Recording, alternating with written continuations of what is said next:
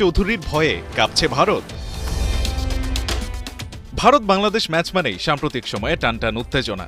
দুদেশের রাজনৈতিক পরিস্থিতির উত্তাপ মাঠের খেলায় ছুঁয়ে তো যায়ই, তার রেশ থাকে মাঠের বাইরে সোশ্যাল মিডিয়াতেও। হামজা চৌধুরীর মতো হাই প্রোফাইল ফুটবলারের বাংলাদেশ জাতীয় দলে অন্তর্ভুক্তি নিয়ে চর্চা রয়েছে সবখানে। ইংলিশ প্রিমিয়ার লিগের লেস্টার সিটিতে খেলা এ ফুটবলার এখন খেলছেন শেফিল্ড ইউনাইটেডে।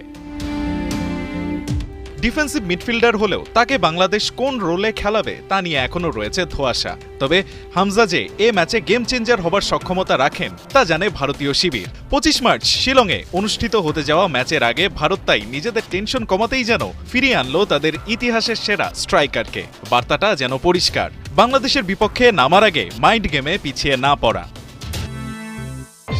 ইন্টারন্যাশনাল ফুটবলে 151 ম্যাচে 94 গোল করা সুনীল লাল সবুজের প্রতিনিধিদের বিপক্ষে 6 ম্যাচে গোল করেছেন 6টি। তার ফেরা নিঃসন্দেহে বাংলাদেশের ডিফেন্স লাইনের জন্য তৈরি করবে বাড়তি চ্যালেঞ্জের। তবে সুনীলকে ঠেকাতে এবার বাংলাদেশের আছে হামজা চৌধুরী। লড়াইটা তাই হবে না অসম। সুনীল বুনো ওল হলে হামজাও যে বাঘা তেঁতুল।